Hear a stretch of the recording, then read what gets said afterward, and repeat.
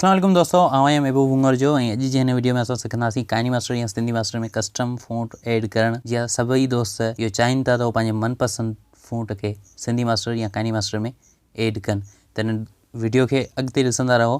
ऐं हिन ई वीडियो में असां सिखंदासीं काइनी मास्टर या सिंधी मास्टर में पंहिंजा मनपसंद फ़ॉन्ट ऐड करण। सब्सक्राइब कयो मुंहिंजे चैनल खे ऐं घंटी जे निशान ते क्लिक कयो जीअं हर नए वीडियो जी नोटिफिकेशन तव्हांखे मिली सघे।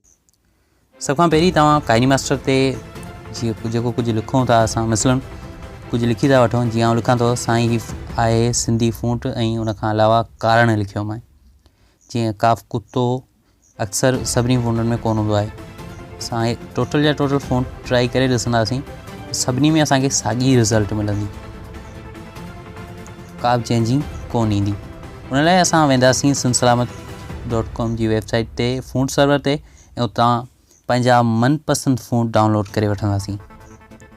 जीअं मूं कुझु फ़ॉन्ट डाउनलोड कया, उन खां अलावा हाणे स्टाइलिश फ़ॉन्टनि मां कुझु फ़ॉन्ट डाउनलोड कंदुसि।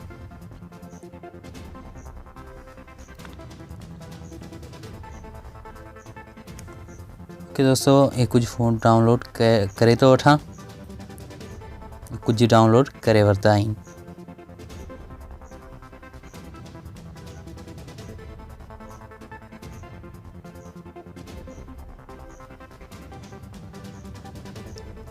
ओके दोस्तों, ये 7-8 फ़ॉन्ट मूं डाउनलोड कया। उन खां पोइ हाणे असां ईंदासीं प्ले स्टोर ते, हिते सर्च कंदासीं APK एडिटर, जेको तव्हांखे मिलंदो APK पार्सर जे नाले सां।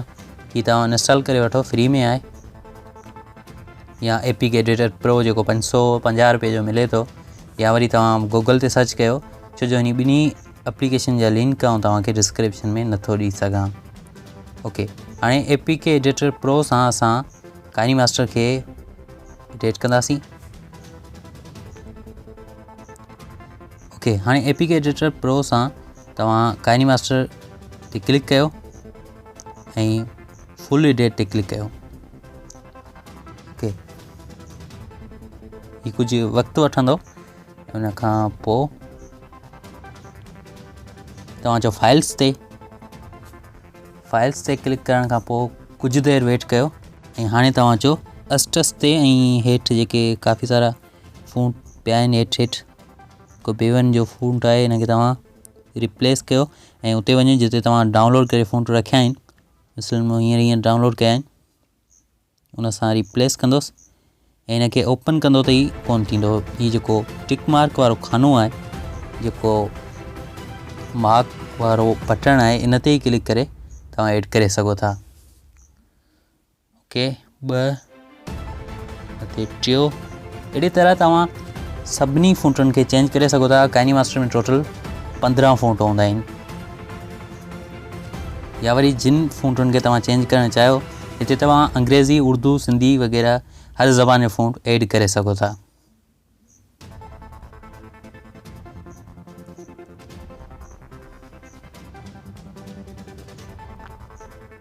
ओके,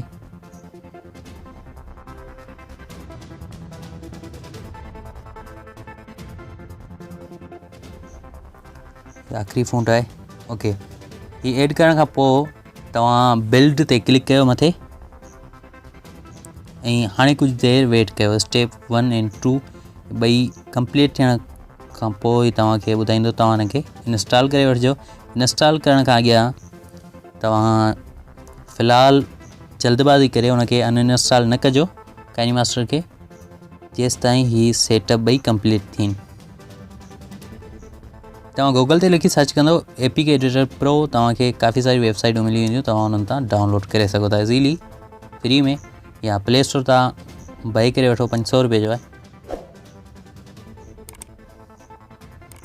ओके, ही थी चुको आहे। हाणे इंस्टॉल ते क्लिक करे पैकेज इंस्टॉलर ते जस्टस करे छॾियो।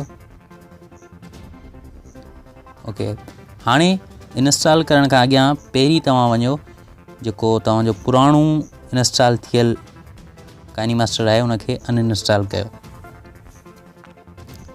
ऐं हाणे ॿीहर हिन खे इंस्टॉल कयो। हिन खे आउं कट थो करे वठां, काफ़ी वक़्तु वठंदो।